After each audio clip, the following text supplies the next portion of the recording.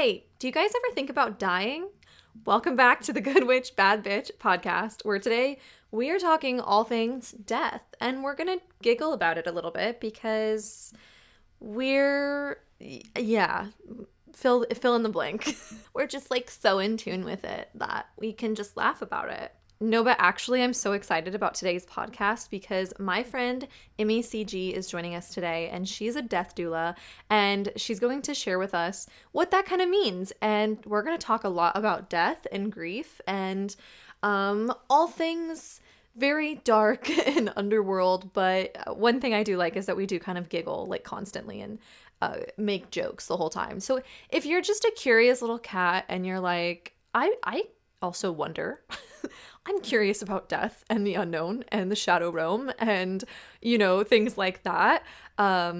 This is like the safest space probably ever that has ever maybe even existed. So I definitely think you should stick around. So just to give you a little bit of a background, MACG is a witch and a trauma-informed Tarot and Akashic Records guide. She is a writer who adores making others feel simultaneously comforted and confronted. And my favorite thing is she's a death and creativity doula, and we'll talk about that in the show. Whether they're sharing occult insights, taking you on a lush and dark visual adventures, writing or working your snags out with you in a magical or mundane way, or both for maximum spice, the end result is always the same. Emmy is here to be unabashedly herself and to help others be the most authentic version of themselves. So if you know me, you know I love authenticity. Without further ado, I would love to introduce you to my friend, Emmy. Alrighty, guys, I am so excited because I have one of my online besties, Emmy C-G, and we are going to talk about all things death doula, all things dying. We're very much like taboo on this podcast, and I feel like, we just talked about sacred sexuality last week. So we're in a very eighth house era right now, and I'm loving it. So hello, Emmy. Welcome to the show. I'm so happy to have you here. Well, thank you so much for having me. And I love that you're in your eighth house era. I loved the sexuality episode as well, that you talked about the different layers of it. And I like that we can get into that around death days as well. Yes. Oh my gosh. Well, thanks. Yeah. Mhm. And we actually did a podcast together last year on your podcast. So you guys, I will have that linked below. If you guys haven't listened, we talk a lot about my book and just being depressed, like writing sad poetry. And Emmy, you're also an author. You also write, yes? I am a writer. I'm not a published author. I would love to be at some point. But I've done mostly essays, a lot of nonfiction, creative writing as well. So I'm trying to get back into it. I am dusting off my Substack that I think will help me be able to write a book soon. Oh, sooner rather than later is my hope. Yeah, and I feel like Substack's having kind of like a resurgence. Like I feel like she's really popping off right now. Oh, absolutely. It's really an amazing place to try all the different ideas out. Where on one hand, people may know you for one thing, but if you say, not unlike YouTube in that way, if you say like, oh, actually, I'm gonna do like this weird series, let me know if you dig it, and then that becomes like the best thing they've ever written. So I find that really liberating about Substack is like you can go in with one kind of mentality and then people are really down for the ride. So it's really giving if YouTube meets the New Yorker kind of thing, but in like writing online only. Yes. That's beautiful. I love that. Well, I can't wait. So you'll have to post those Substacks on your Instagram because I would really love to follow along in that. And okay, so I always like to start with our guest to see what your big three is. Now, I know your big three, but I would love for you to tell the crowd about your big three. Oh man. So I am a Sagittarius sun, a Virgo moon, and a Libra rising. I am a 0 degrees Libra rising. So it is always a journey. That's beautiful. I love that too because especially in some of my earlier astrology content, when I was, still young and getting into it, I always would say like Sagittarius and Virgo were the two signs and Gemini too. The signs that like scared me. Like I was so scared. Like those placements are so intimidating to me. And honestly, I think there is some truth to that. I think I've learned to articulate that better. I think there's such a boldness to both of those. Those are both so intense in their own ways. And it is just so beautiful, like seeing how you show up online. I feel like that Virgo really comes through. That's very much it. I do have a lot of Earth placements in general, so I do have a very intense Capricorn stellium as it is, and that's in the fourth house. So when Pluto was transiting, that meant that Pluto was transiting and it was going through my Saturn return all at once, and that was really really hard, Yeah. like all in one area of my life. But I really feel like having those types of like mutable placements in particular, I feel allow me to really kind of lean into whatever is right in the moment. And that can be, I think that's where a lot of that like intimidation or like feeling like it's too much sometimes. Like a Sag may, and I found this to be true both in terms of like how I live it and also what people have told me over time, which is like it can be it could be intimidating to interact with me because like who could be that honest and who could be that like true to how they want to live, and it's like, well, what the hell else would I do kind of Yeah. thing. And the Virgo of it all, having a 12th house moon is really it's really intense, but so much of the work that I've tried to do, like as like being in my 30s, is like really ritualizing how I take care of myself, finding what feels really good, leaning into that, and really like wanting to embody being fully in a moment as opposed to like it's so easy to intellectualize your feelings both as a Virgo moon and as a 12th house moon person. So really like let yourself be here, don't get distracted. It also helps the ADHD as well. But but yeah, I feel like the living paradox of having those placements is something that I originally felt intimidated by myself. Like, am I too much for people? Is that going to be a problem? But honestly, the podcast that I hosted for a good long while that I had you on, I think owning that I'm a too much person has only helped me to feel like not only is that very okay, but that is a strength, and that's going to help me weed out the people that I didn't really, after like in the long run, I'm like, oh, I never really wanted to, I wouldn't want to hang out with you anyway.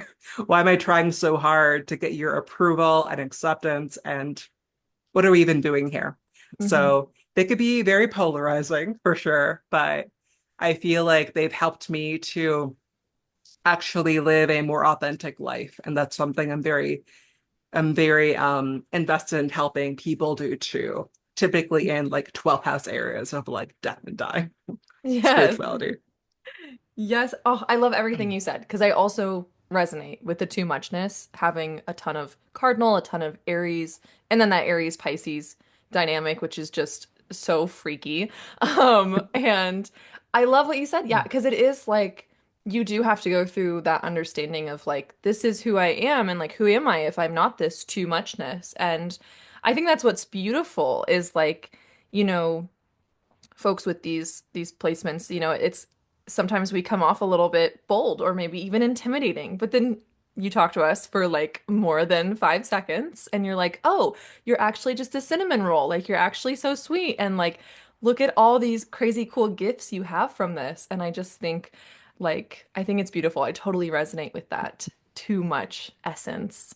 We're already yapping, which I love, and it's beautiful. I would love to hear you introduce yourself in your own words, a Mm. bit for the folks who maybe are new to your work and haven't heard of you or like what a death doula really is. Mm. Yes. So the shorthand for kind of everything that I'm about is that I am a storyteller, witch, and final girl. And one of the ways that I do all of the above really is by being a death doula. April 12 will be a decade of me being a death doula. So it's coming up. My death doula practice is also in Aries, so gotta love it. And yeah, how did I come about that? Um, I have always been a little bit spooky. I did not know how much that was true until really college when looking at, the number of strange things that began to happen. I was very drawn to anthropology and learning about the anthropology of death. I loved Tim Burton, everything growing up. So I feel like there were a lot of factors that were ultimately pulling me in the direction of you will do something related to death in some way or something dark or frequently misunderstood. And that's okay. We're going to figure it out. And it really was after college that I heard about the concept of a death doula, death midwife. There is some there's some debate within the community, as is often the case, about what we should call a death doula. Should we say end of life person? Should we say companion? Should we, doula has a lot of connotations around it. And I have ultimately landed on death doula as a term because one, more people know what that is at this point. I'm taking again the earth placement. I'm like, I'd rather people know what I'm about than to be too married to whether or not it's the right word for it, the right term. At the end of the day, a death doula offers emotional, spiritual, practical support to the dying in their communities, which means that I support everybody because whether or not we feel it or if we feel like we're close to death, we are the dying people and we're also community. So we ultimately need to lock in and be there for each other. So yeah, I was kind of at this point where I thought about the funeral industry and I thought about whether I was going to go a traditional route of like, maybe I'll be a mortician, maybe I will be a funeral director. But as people will quickly learn, state by state, you know, I just didn't, I really do respect people who do conventional funeral work, but it's not even like a fear of like dying that really deterred me. It's that the risk of like cancer skyrockets if you're a traditional funeral director or mortician. And I'm like, if I already don't agree with that, and I feel like we need to return to our roots of like a death doula isn't new, it's us going back to the way that we always have been.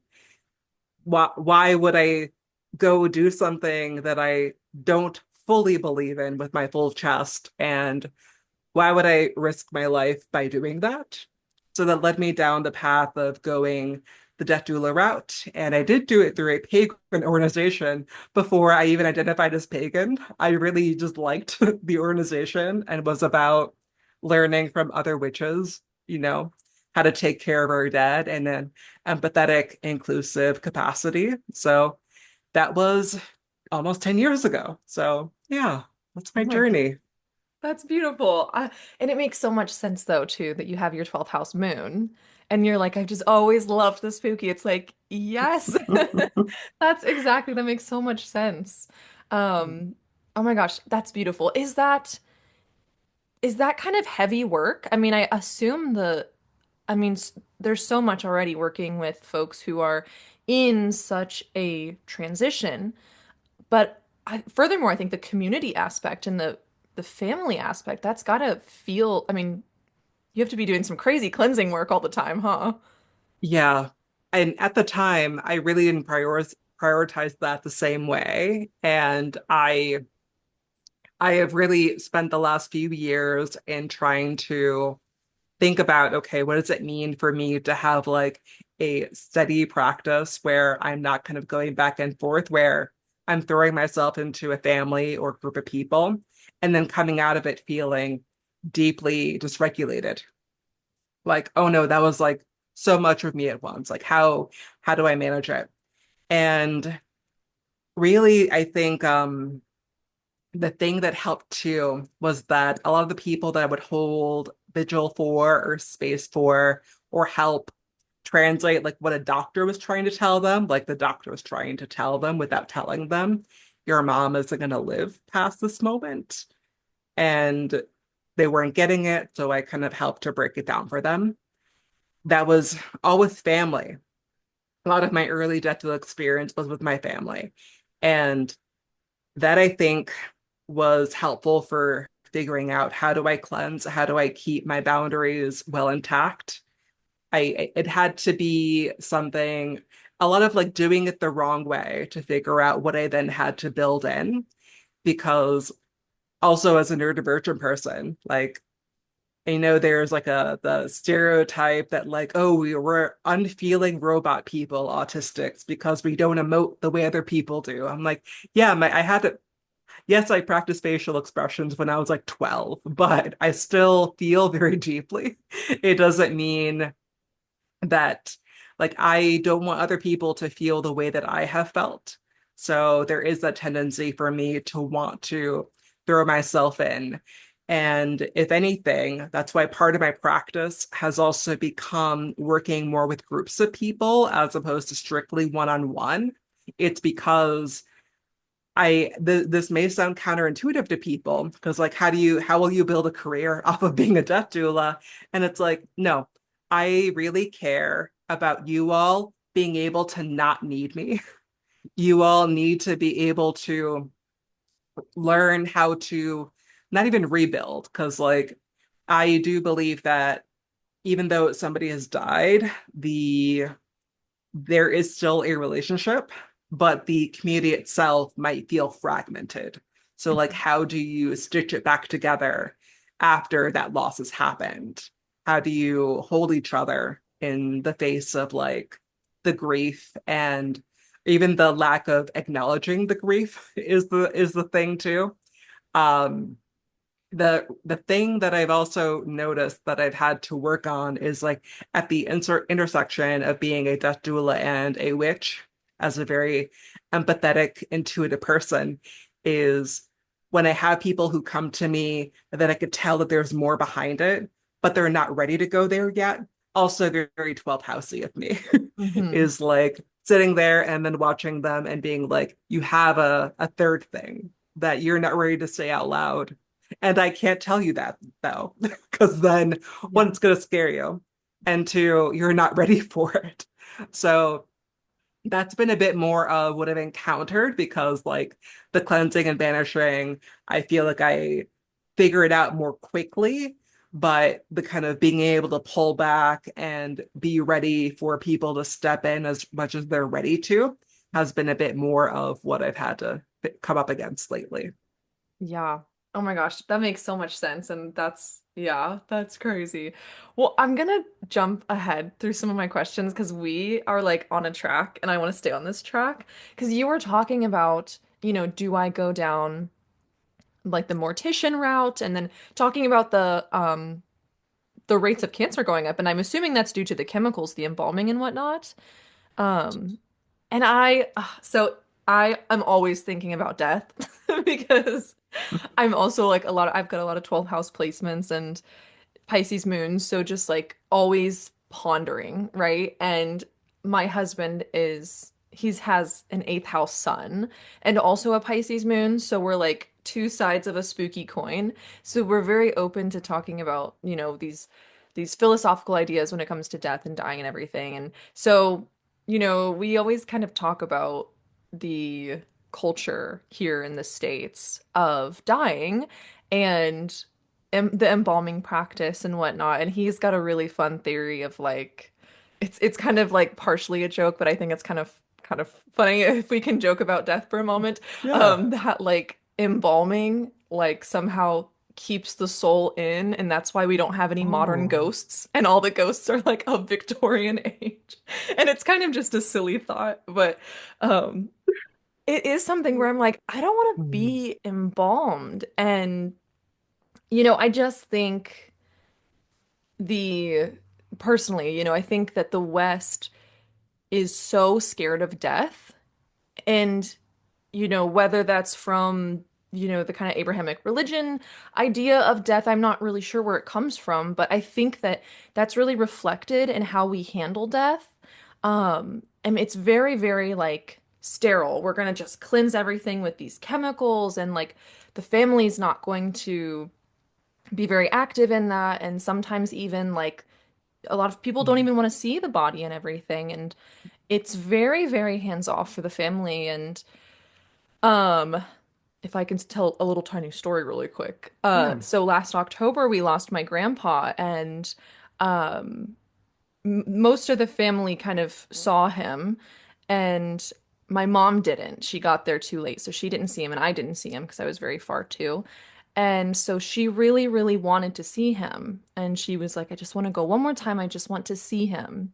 Um, and I was like, "Yeah, girl, I'll go with you," because everyone else had seen him, and they, were not. I think they were in very much in like the Western feelings of death and dying, just being very much like, oh, I just want to not feel this. I just want to not be reminded. Let's go get margaritas and forget that everything's happening, right? Like, let's just, and but she was really nervous. And even some family members were like, you guys really shouldn't go. Like, it's gonna be scary. He's not gonna look how, whatever. Just kind of, I think they were meaning well, but just, I was like, Mom, you can do whatever you want. I don't want you to do something you're not comfortable with. I want to see him, and I think I'm strong enough. And she was like, you know what?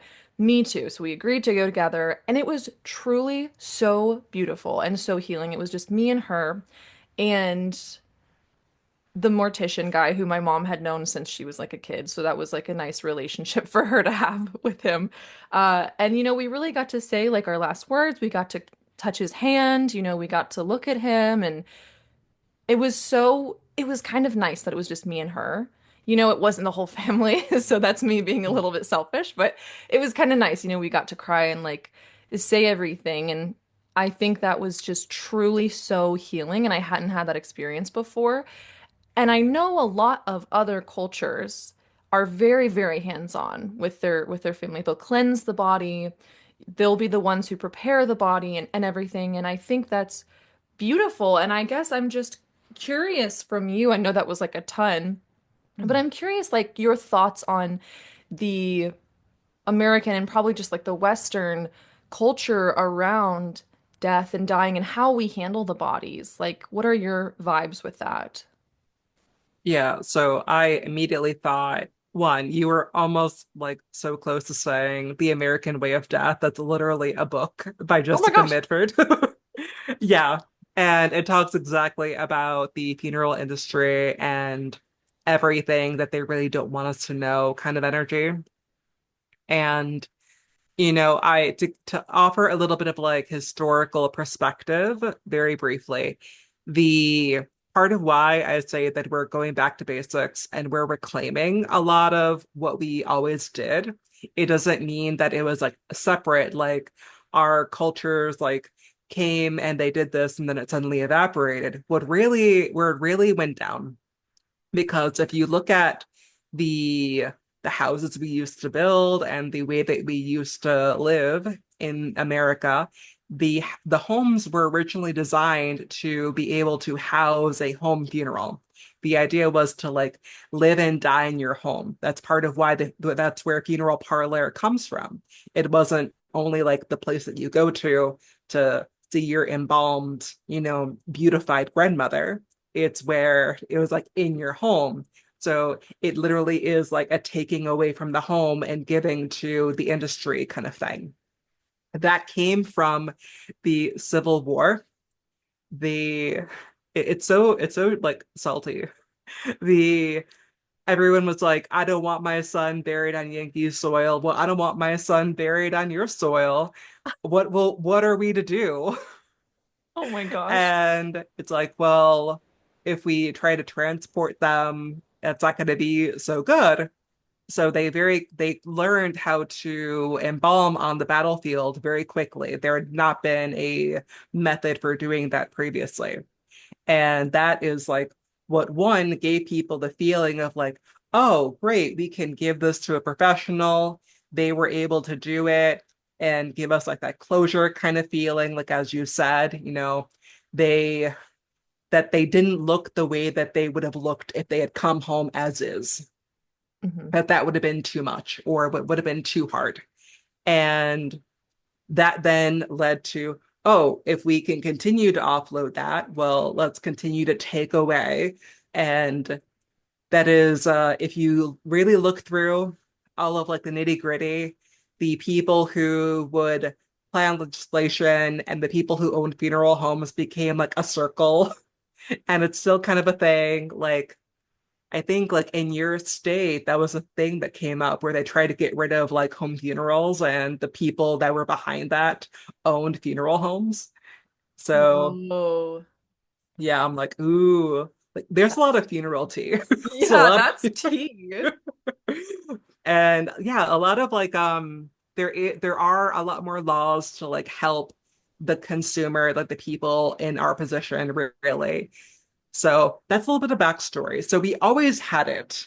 We were about it previously. Like there, I'll give you the link later because I think it's so I want us to go back to it.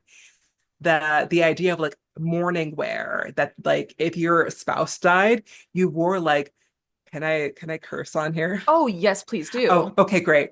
Like a gorgeous cunty black outfit with a veil. Like Yes. it's serving. It's like Yes. my like he is dead, but I am serving. You wear that for a full year, and then you had like the year after widow look, and then so on and so forth.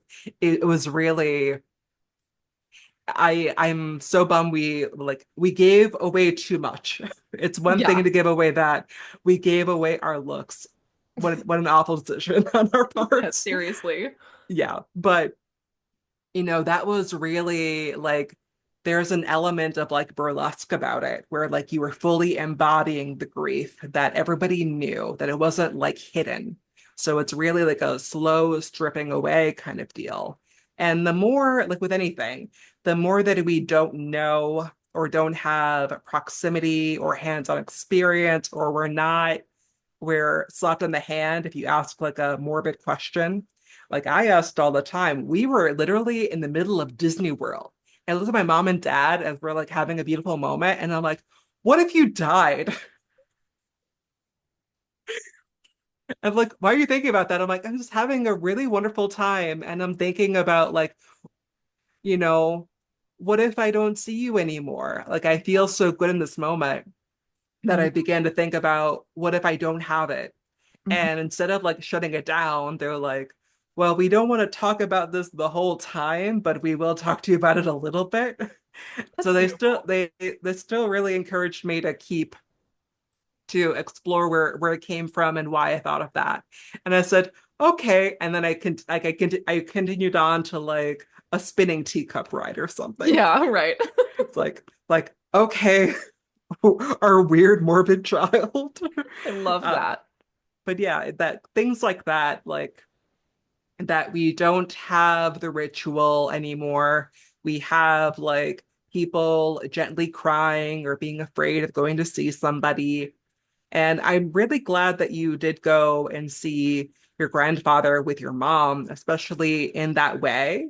Like that's so much of why people who go the route of either a home funeral or they really do make a point of visiting before all the shenanigans of a funeral happen. Like Hmm. knowing like we can't opt out fully the way that maybe we want to. Hmm. They really like for me when my grandfather passed away in 2016, I really felt like I ran over. I knew that I everyone's like, well, why are you running over? He already passed away. I'm like, I'm trying to get there so then I can do the washing and do the changing over and be with him before everyone else shows up. And then it doesn't feel like I really got to be with him because that's part of the difficulty, the confusion with like the funeral being like a whole spectacle is like to be around my grandfather and that many other people never happened. Like he had Parkinson's. So like if I was gonna be with him, it was like me and him. So I wanted like us to like I want him to go out the way that I always interacted with him. Hmm. Him and me quietly with like a Cubs game playing Yes. and like peaceful, calm as is. Like that to me felt true. And on one hand, it may feel more devastating. Like that's something I want to impart onto everybody is like, just because it's more visceral, it doesn't mean that there's something wrong or that there's something that you should be avoiding by tapping into that deep emotion when you say goodbye one on one, or if it's a home funeral or anything along those lines. What you're experiencing is like actually being locked into that moment, that you're not bypassing anything, you're not hiding from your grief or your feelings. And more often than not, the people who let themselves have that like gut-wrenching feeling of being fully in saying goodbye the way that they maybe have like shied away from previously, more often than not, they feel like, I'm really glad I did that. Hmm. Like they can look back on it and remember, and it doesn't take anything away from like remembering them as like healthier or more active or able or anything. Like doesn't take anything away. If Hmm. anything, the fact that my grandparents died within days of each other, my dad's mom passed away April 20th, and then we're getting ready for her funeral, and then that's when my grandfather died, my mom's dad. Wow. Like literally like dressed up for like for her funeral. Yeah. We get the call that he had passed away. And with my grandfather, I feel like I feel that grief, and I feel like I have grown around it, and it hasn't gone away, but I feel connected to it versus my grandmother died in a way where we were so angry at the rest of the family because we found out that her advance directives were not actually done. It was all verbal, Hmm. and nobody had clearly, the people who had verbalized it clearly weren't there. So she was there in the hospital in immense pain and confusion, and it's not what she wanted. Hmm. And none of us wanted it. And other people made decisions based on what they thought was right. And at that point, I only had anger for the living. And that took me away from feeling like I could say goodbye to her. Hmm. So at that point, it just felt like, okay, we're waiting for grandma to die. Hmm. It felt like I had been taken away from something. So I think that so much of why being able to define your terms, it doesn't even mean like as far as like ritual and everything. The Puerto Rican way of death is very much like what a death doula is. So on the island, everything that death doula does is like what they've always done. That's part of why they're like, there's a name for what you do. That's what we do. Like, why are you special? I'm like, oh, thank you, actually. I know you meant that in like a shady way, but I am glad that we're about it here. But ritual is so helpful for death ritual is so helpful for being able to, as I said, like bring people back together, openly talk, actually feel your feelings, and not sweep them under as something that should be separate. And it doesn't even mean that it needs to be that you fully go the route of you're going to do it all yourself. Like you're going to bury them in your backyard and it's going to be a home funeral. You can do that depending on the state that you live in. But for the people that are like, no, I do need a little bit of support, I think at the end of the day, you need to just be able, like, the first step is like, you can't go from it's so hard to go from being deeply afraid to like we're going to have a home funeral. Like you have to just be willing to have the conversation. And I think having the conversation can help you define what these rituals will look like for you, because you're right, there are other countries out there who talk openly, they have an open pyre funeral, they're all invested in it, and their detachment from grief isn't a thing.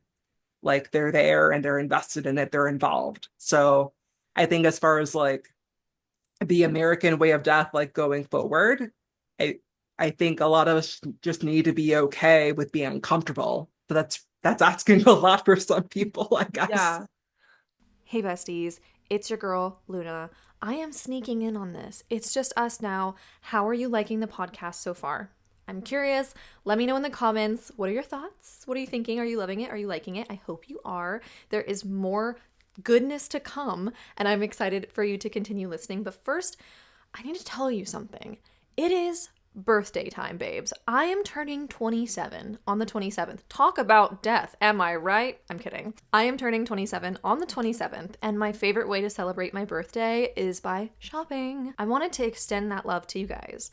So I'm hosting a week-long sale on all the courses, classes, and workshops on my website from now until my birthday. So use the code BDayGirl for 20% off any courses or workshops, including my best-selling Seducing the Stars Astrology Academy. So if you've been wanting to get it, now is the freaking time. This is the biggest discount I'm ever going to put on that academy since it is already such an insane value.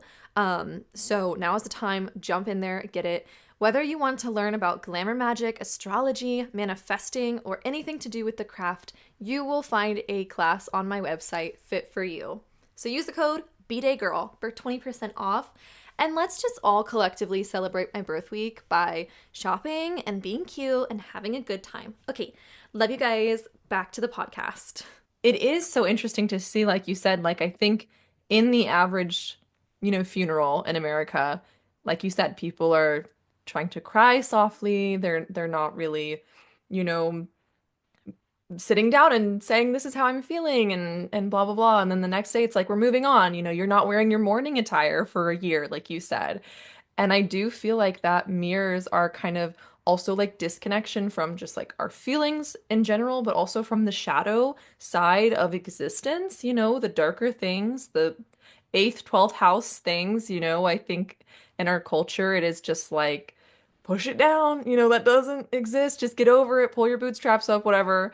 And it's so interesting too to see like what people think is weird. Like for some, it is weird to cleanse the body of your deceased loved ones. And we were talking a lot about death and like what we want to happen to us as a family afterwards. And my aunt was like, I just want everyone to buy a new pair of shoes for themselves. I was like, yes, queen, I love that so much. But then I was like, I don't even know if this is legal because there's a lot of laws and I have no idea about them. But, I don't know if you've heard of like letting your corpse be put into like a tree kind of root situation and burying that. And I was like, that's what I would want. And my grandma was like, ew. I was like, what do you mean, ew? Do you know what happens when they embalm you? Like, I think that's grosser, And it's just so funny to see, like, in my mind, I'm like, this is the most like natural thing I could do. I just want to be a tree. Like, put me in a bag of tree roots, bury me, like put a bench there and just come hang out with me. She was like, what if they cut the tree down?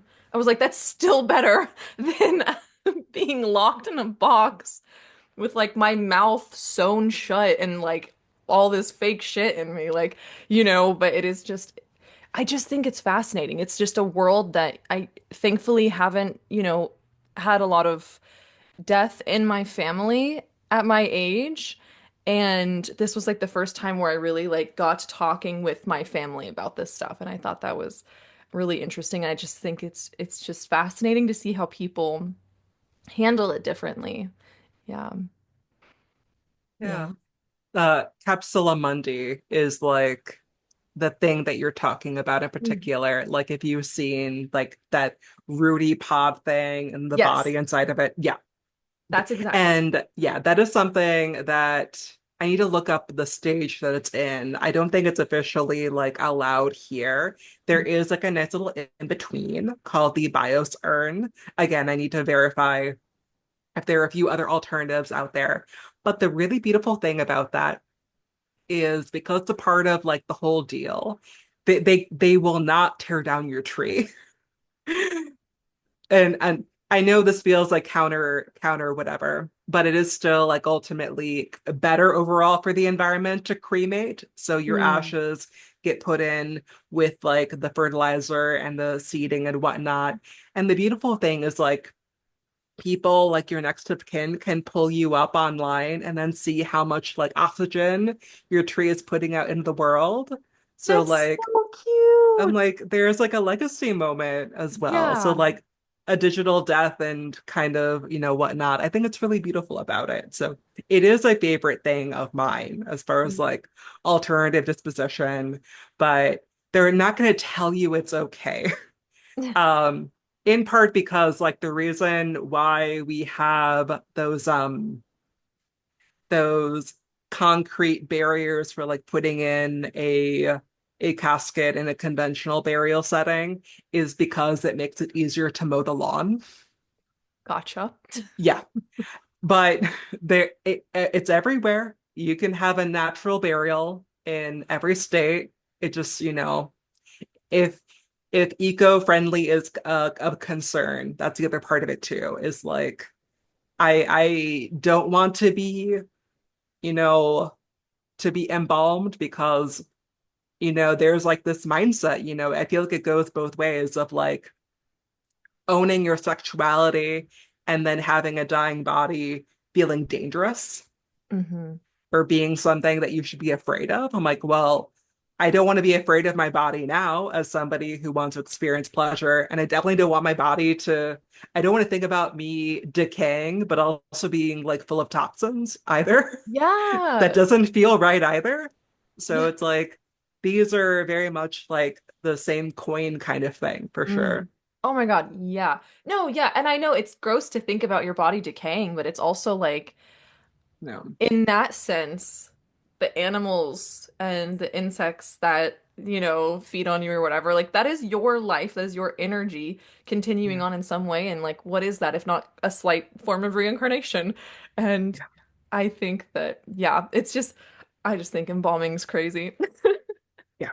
I I know there are valid reasons why people Yeah, may choose to be preserved in some way, for sure. but that's exactly the term that I think probably fits it best is like you're being preserved, but to what end? But Yes. again, I know everyone's thing is going to be different. Hmm. But I think the core is like, what do you really believe in? How do you want to go out?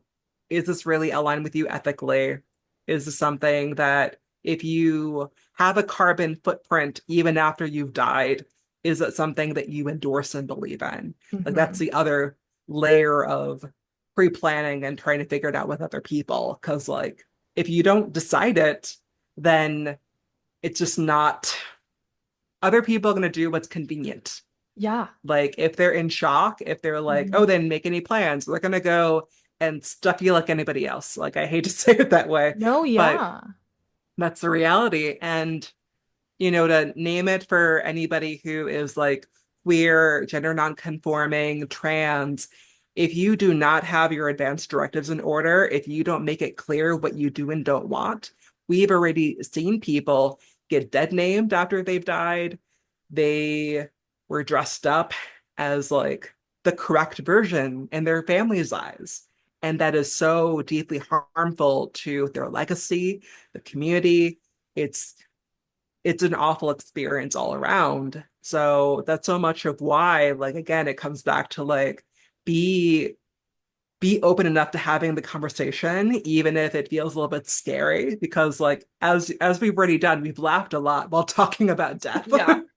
So it's like if you're worried, if you're a little bit intimidated by talking about it with people that maybe don't have it at home, like I know I like to have therapy literally right here from the comfort of my home, but that's so much of why even my spouse will like go physically to therapy. He's like, no, that is where I go to talk about this, like these things going on, and then I can clear my head and come back home. I like to have that separation.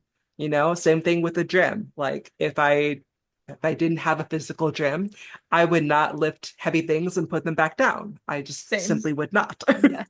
So if you feel like you really can't overcome it, it feels like it's still too whatever it might be, then just pick a date and like have a little death date. Like you're gonna go and have coffee, have fancy coffee, and you both print out your advance directives and you like gab about, again, I love a lot of different, there are so many cool ways to be disposed of. That sounds so odd to say, but like you could have your cremated remains mixed in, and then you're like a part of a reef. Like you can give Whoa. back to the ocean, Yeah. right? I'm like, that's gangster as hell. I'm like, Yeah. I could do that. I There's a composting as well. I like the idea of being able to like all of my witchy people, I want to give like I want everybody to have a little bit of my compost so that a little bit of me is helping to grow your mint or whatever it might be like later on. Because like then I'm a part of your spell work. So Hmm. like now you have my legacy helping to fuel you later on. It's like it may feel scary or intimidating to kind of get it going, but that's where my mindset of like that doesn't end a relationship, it'll transform it. It's Hmm. like, well, if you think about it's not even like giving you something to look forward to, but if you had to go out tomorrow, what would feel really cool to you? Or Yes. feel like, oh, just not really there. Look, it's right here. Like a buddy of mine takes their dad's cremated remains on like road trips and everything. They'll be like me and dad at the at the Grand Canyon, and they're like having a great time, and they're having hot dogs and talking shit with their dad the entire time. Yes. I'm like, love it. Yes, that is beautiful. Oh my gosh. No, and I love that. And that was something I felt again in last October. All these talks of death were coming up. I was like, shit, I need to write like my final will and testament because like I think like and it might be morbid, but just I think that if I passed away, like I know my husband knows, put me in a tree, get me in a tree, throw me in the ocean. I don't care. I just want to be with nature. Do not embalm me, But if it was like up to my parents, like if me and him went at the same time for whatever reason, if that wasn't written down, like I just don't think anybody in my family would know what to do with the one witch in the family. Like, how do we honor the witch? Like this is not our culture. We don't know what she needs. So, I mean, it is, and you can laugh about it, like, right. There was this one time, this is kind of embarrassing. I'm kind of like a hypochondriac, and I really convinced myself that I was like, I had like a really like life-threatening illness. I wasn't. I don't know what it was. It was kind of weird. But I like got on my notes app because I'm just the most dramatic girl in the world. And I like wrote a final letter. And it like felt really good because I was like, well, Yeah. at least like when they look through my phone, there will be something really sweet for them to find. And it's still there because it's gonna happen someday. It wasn't when I thought it was 2 years ago. But, I'm just leaving it on there. I told my husband about it and he laughed at me because he was like, "Why did you think you were dying?" And I'm like, "Listen, I don't know." But, and it was a beautiful little poem I wrote everybody. And so I think it might feel weird because you weren't raised in a culture probably that allowed you to talk about these things and laugh about these things. But I think it's better to, yeah, have a plan so that you have control, Absolutely. especially like you said, Emmy, like especially if you are trans or non-binary, like you want to be in control and have that written down. Probably, I'm not sure legality, but I think having that written down, you know, in words is really, really important so that hopefully you can have some advocacy. Exactly. If you, at the very least, have your advance directives, have those well in place, and, in your will, working with the lawyer, working with the death doula to kind of help facilitate talking openly about it. You could even write your own obituary. I know that may feel intimidating as well. I designed like a ritual around doing that for like facilitating letting go of a part of you. So that's something that I am already comfortable with doing with people, like clients and friends. But Yeah, that is something that you could also take into your own hands too. Is like write it, include it with your documentation, give it to as many trusted people as possible. Like if you find out that you have something terminal and you're younger, then if anything, you're in a better position because it's harder when it's like older adults and you know they're being exploited, but you can't do anything. You know, really take the opportunity right now while you're of sound mind, and maybe the body is different, but that's a whole complicated separate thing. And begin to talk about you the way that you would want people to remember you. And if you do trust somebody to do a good job at it, then by all means do that. But it reminds me of like the Royal Tenenbaums when like Royal died, he had like a complete lie on his like about how he died. Like he died in battle. He did all these things. I'm like, stupid. It's like only in this movie. Oh my And God. even like the Catholic priest was looking at it like, "Ah, that happened." So if that can happen, like that happens all the time. People go and they take it into their own hands. They take control of their narrative. I know we see all the memes about like their headstone said like a crazy thing or had Right. like their cookie recipe on it. You know, it can. I think it's better to begin and to if you need to let it be silly, then let it be silly. I I think it's more important for you to take the responsibility for beginning it and just let it take you where it's going to take you. And annually is a good idea too for like re-upping it because again, if you wait for the thing to happen, then it's going to be harder for you to even think about it. It's just another thing to do. It makes, that mindset that a lot of us American people have of it's going to wish it upon you faster. It's not going to do that. Yeah. But we get in our heads about it. So I think it's important to, set your death date as far as like talking about death with somebody that you trust or talking to a death doula, whatever it might be, just to kind of begin to see where it takes you. Because like, yeah, like you felt you were afraid that you were gonna die. Like you didn't know what was gonna happen. So you're like, okay, well, I'm gonna start writing. And that's a beautiful thing. Some people let that fear sit in them and then it passes and then they don't think about it until the next like scare happens. The good thing about being able to look at it is it can remind you of the part of what gives like death meaning and why it is important that we have it even though it's hard is that it gives life meaning and it reminds you not to waste an opportunity. And part of that is having like whatever death with dignity means for you. So if that's, you having your poem be read, or even that it's circulated like privately, like maybe because it could be awkward. Like I know that I read your poetry on my podcast, but I'm like, is it gonna make you feel cringe? She's like, yeah, but just keep doing it anyway. So if you feel that way, then by all means be like, everyone needs to read it quietly at home, not Yes. around my body. Thank you so much. I'm feeling the cringe from beyond the grave. Literally. Yes. So by all means, own that. That's so funny. Yes. Oh, I love all of that. That's amazing. Oh my gosh. There's so much I want to get to, and we're not going to get to it all, but I really want to touch on this next portion of collective grief. And I think this is a huge topic for all of us. This is a collective thing. And I don't think we realize so much the effect that social media has on us in terms of transmitting all the horrors that are happening, like right now in Gaza and stuff. And those of us who care very deeply, we want to be informed, we want to know. And that can sometimes be addicting, like we want to know what happened, like what's happening right now. And I think we think, oh, it's on a screen, it's not affecting us so much.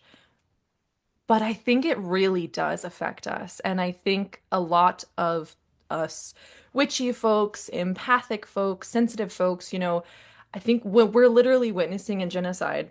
And that's just in Gaza. There's plenty of other horrors happening around the world. And, those of us who maybe we feel like we're putting our vote in the right place, but it's not working. And, we're doing our community action and that's only so much. But, a lot of us feel like, I know for me, I'm like, what else can I do? I'm donating, I'm voting, like I'm doing my community activism. But then it's like, it feels very, alienating when it's like you're kind of forced to watch these horrors unfold.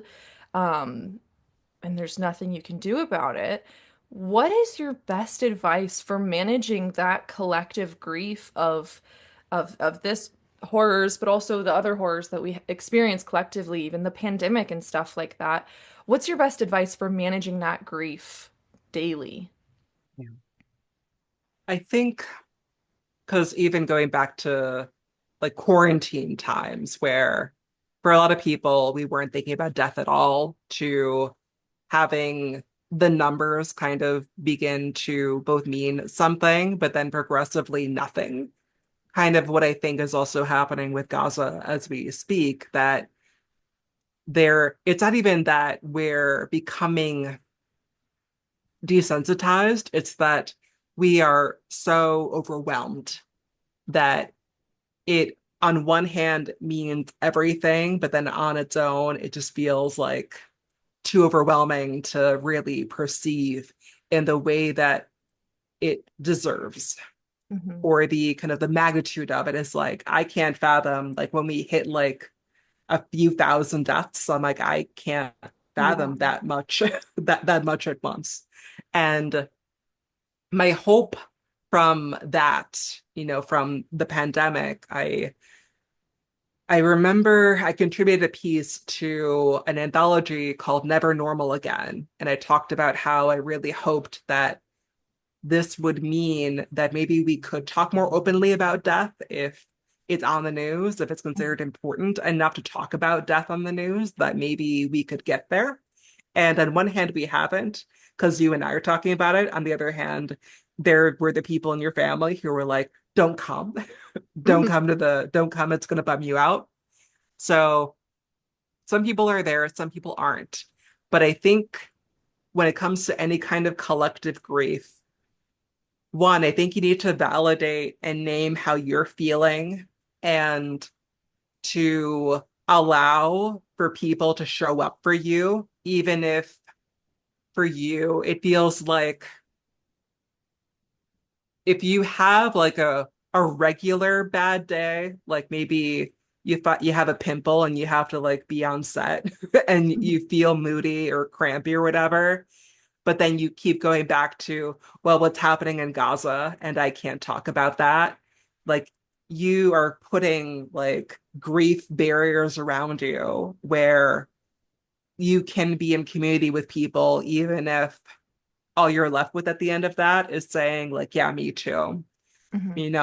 I think we need to allow for just holding each other in the complicated feelings in what's going on.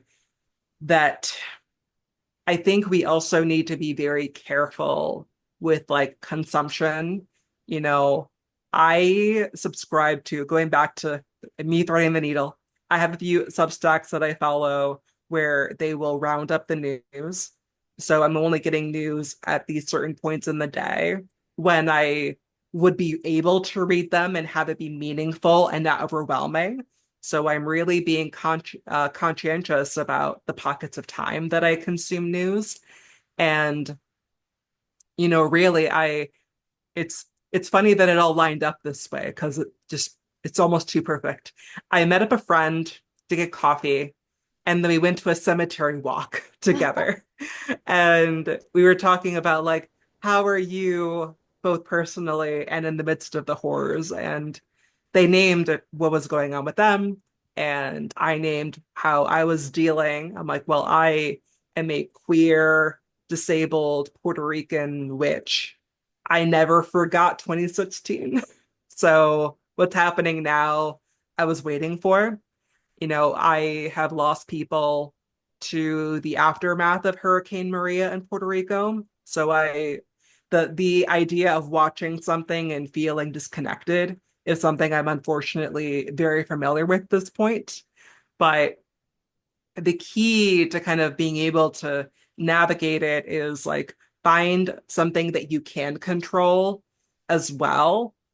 Like when you're dealing with individual grief, individual loss, like that thing is like writing or writing your own obituary or doing your advanced directive planning or talking to a lawyer, talking to a death doula, talking to a funeral director you trust. Finding the pockets of where you can take ownership over a decision. That is one way. And there's acknowledging that there might be some things that you can do to give back, to lock in. So much of locking in might also be you being there for your people here, because it's really hard to say this, but everything that people were saying about if it could happen here over there, it can happen here is coming true. And that's really, on one hand, demoralizing, but on the other hand, because we kind of saw that coming, we knew it could be true, and we're seeing the ripple effects. It means that we still have time. Mm-hmm. It's not like we have lost all of our rights and Mm-hmm. we're in Germany in a certain time frame, wink, wink. Yeah. It's like, I know it may feel that way right now, but it's still not it's so awful that I have to say it's not that bad yet. Yeah. But it could be, it could potentially. What did people do? They paid attention and they owned their feelings and they talked to other people they trusted and then they organized around it. Like they took care of each other. And so much of taking care of each other may not look as cool as like Inglorious Bastards. It might just be like baking bread with your buddy Mm-hmm. and crying in your kitchen about what's going on. It doesn't have to be it. A lot of what is important work won't look cool, Mm-hmm. And the other thing too is we need to kind of almost go back to basics a little bit. Like if masking is safe, like it is like legal where you live, like they hasn't been banned, and you want to go and do direct action, wear one when you're out there, because if Yeah. people can put your face to like where you work, then you have a problem now. Mm-hmm. So I know, like I know it's annoying. I have a lot of allergies, so like I get it. I don't want to wear a mask outside either. But here I am being afraid of allergy season. But if that's something that's of value to you, then take precautions and communicate, know your rights. I'm reiterating what you already know, but it's so much of kind of cycling through and really being persistent. Mm-hmm. We can't burn out. We have to take care of each other. Like it's that simple. And, be not unlike anything I've talked about with like end of life planning. Be open and be curious and creative about your end of life plans, and also like let yourself envision a better world even with what's going on, because part of being bombarded and feeling like you can't move past that is that if we feel like this is the best that we can do and only more bad is coming, then you're going to feel too demoralized to want to resist.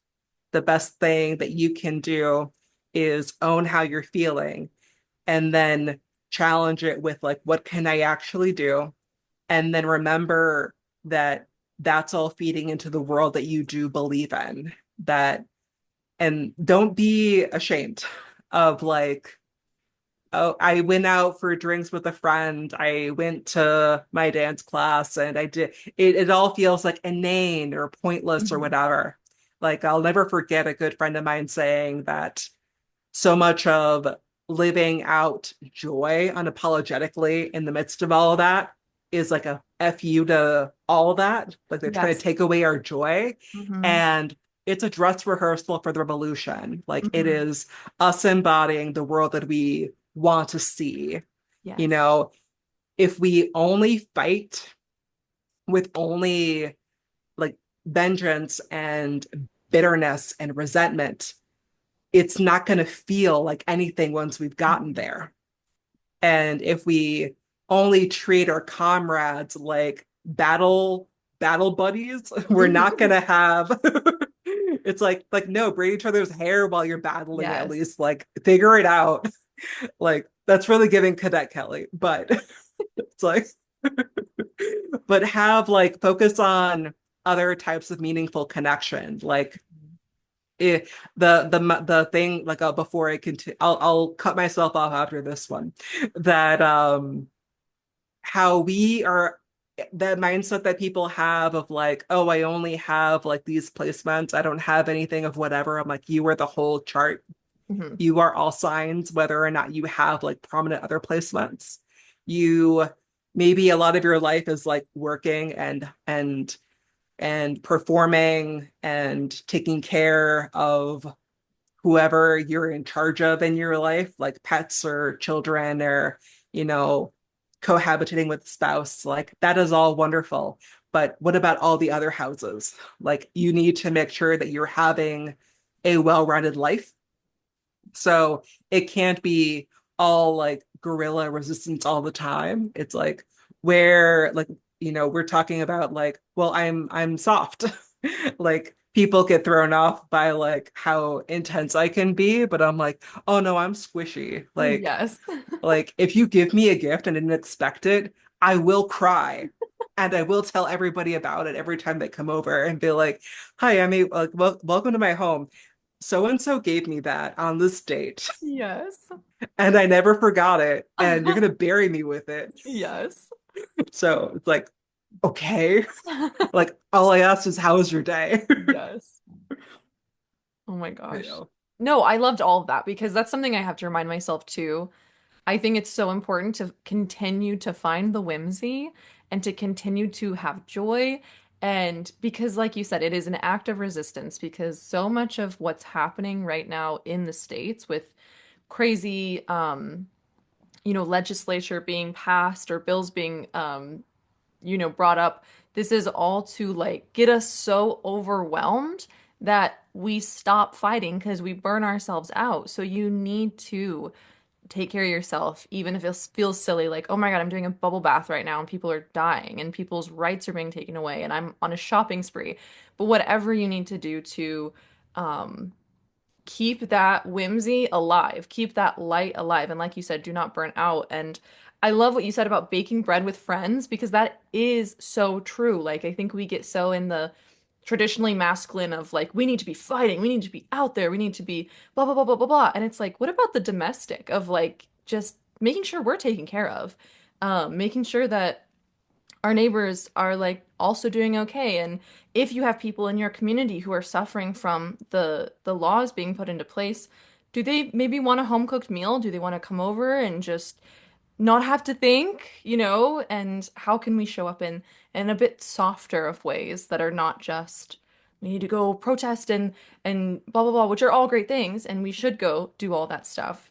And like you said, show up for each other and then also find the whimsy. Um, Beautiful. Well, I have one last question, and Yeah. it's just a simple little thing to end us with because we got really heavy there at the end. But that's okay. It's funny we're cackling at the death parts, and then we finish it with like getting really, really serious. And but that's necessary. That's good. I'm glad we talked about that. So we have talked so much about death. I would love to know now, what do you think we need to do as a society to live more, to enjoy life more? Death is death, and I think sometimes the scariest part of death is, did I live enough? Did I do enough? Was I myself enough? How can we live brighter and more creative, and how can we live more fulfilling lives while we're here? Have fun answering that. That's a huge question. Oh no, I love it. Honestly, I feel like how can we live more fully?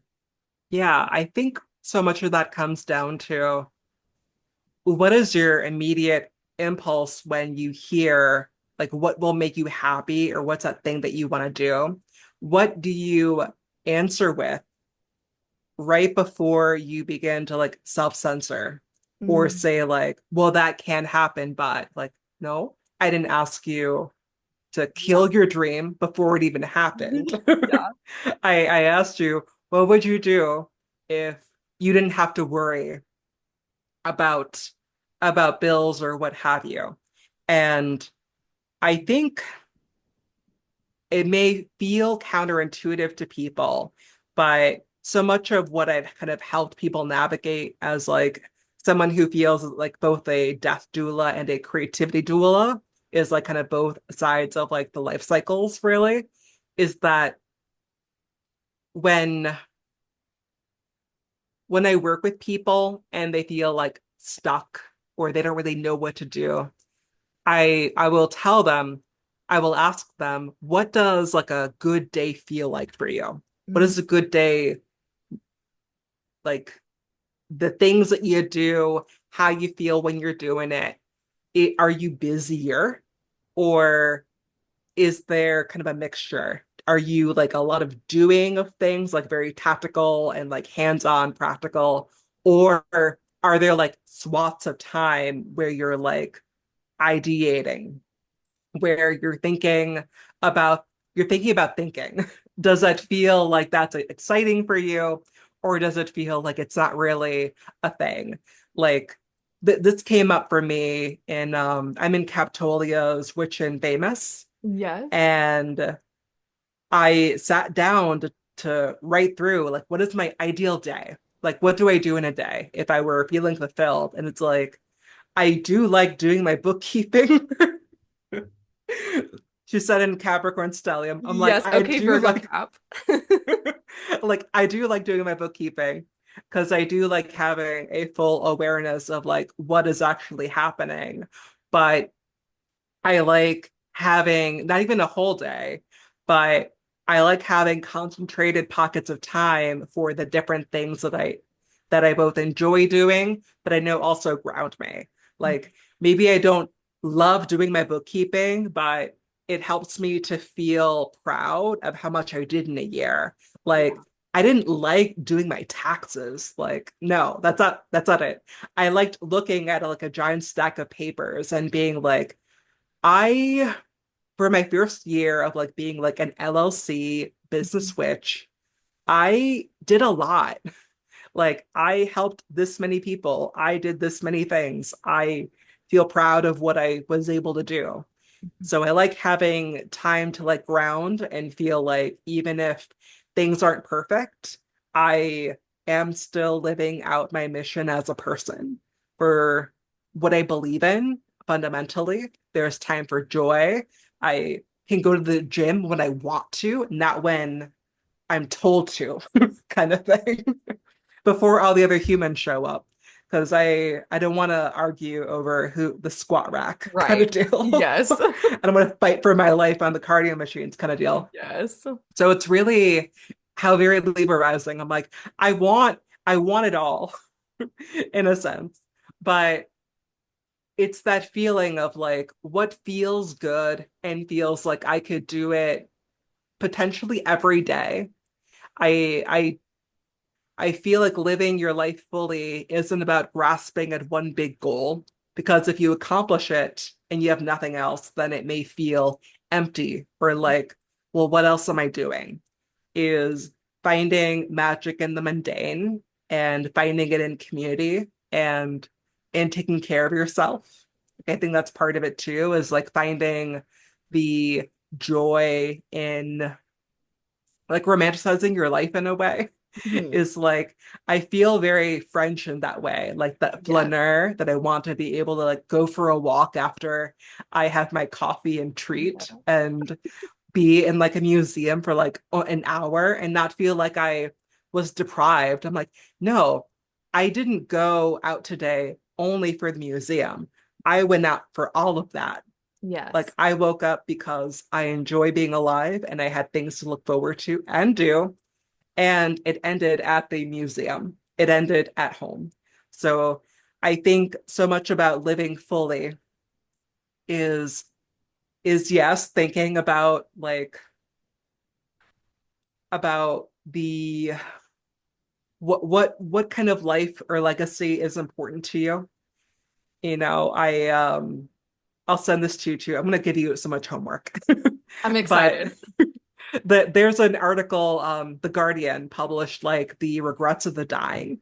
And the one of the regrets of the dying that I won't forget is like I regret not spending enough time with my family. I regret not working. I regret working too much. Like they're not gonna remember like if you work at trying to think of a company that hasn't gone under. I'll use one anyway. Joann's is like Joann's is Yeah. not gonna remember you Yeah. if you pass away tomorrow. Like your coworkers might, because that Mhm. was your community, but they're not gonna they'll say like they never turned down a shift. I'm like, that's probably Right. part of what killed them. Yeah. So it's like hate to say it, but these things that we put a lot of emphasis on that are tied to like ego and um to status, Mhm. like it's one thing if that really does make you feel fulfilled, but I think if you are evaluating you living fully, then you have to really be honest with yourself. Like it's eclipse season right now, Yeah. so it's going to come out whether you like it or not. Yes. But are you are you grasping at that thing because it really does make you happy, or does it feel like that is what's tied to your success? Those are two different things. And more often than not, like I'm a projector in human design, so I do feel very much like yeah, I probably could have success in like a conventional way, but I refuse to do that.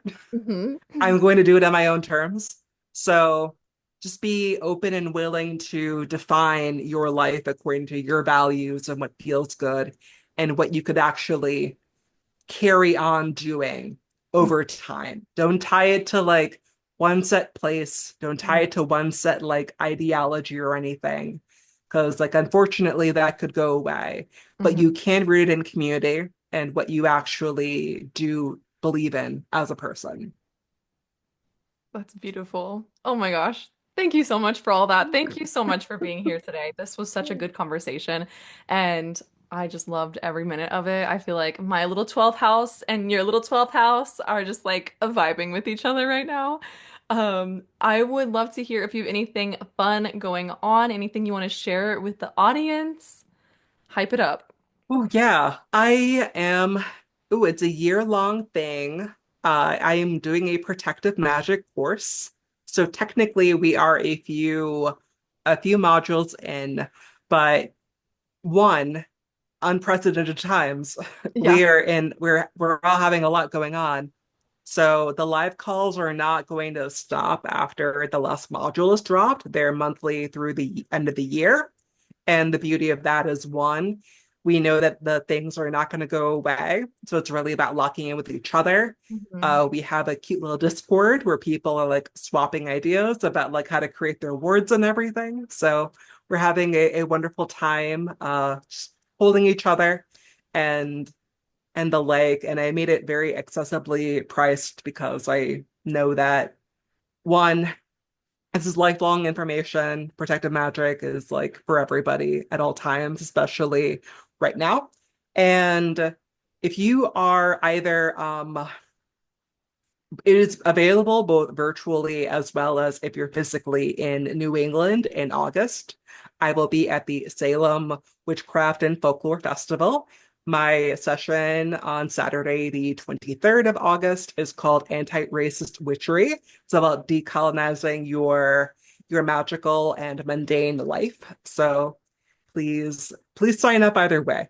No FOMO if you can't come. But yeah, that's some of the stuff I have going on. That sounds amazing. I'll have to check that out. Thank you so much for sharing that. I'll have all of Emmy's links in the description down below. And thank you so much again, Emmy, for coming on. No, thank you for having me. Hey, are you still here? Oh my gosh. Well, if you love this podcast as much as I think you do, go ahead and leave a review, whether that's on Google, Apple, Spotify, wherever you listen to your podcast. Reviews help us out so, so much. They let other people know that you give it your 5-star rating, and it also just sends us so much good energy. So Definitely do that. And if you're craving more of this good witch, bad bitch energy, you know where to find me at Lunaceranova on all platforms. You can get a tarot reading, astrology reading. You can join my Astrology Academy, or you can just follow me on YouTube for more free good vibes. So all my links will be down below. Thank you so much for watching, and don't forget to subscribe, follow, and leave a little review. Love you all so much, and I'll see you next time. Bye.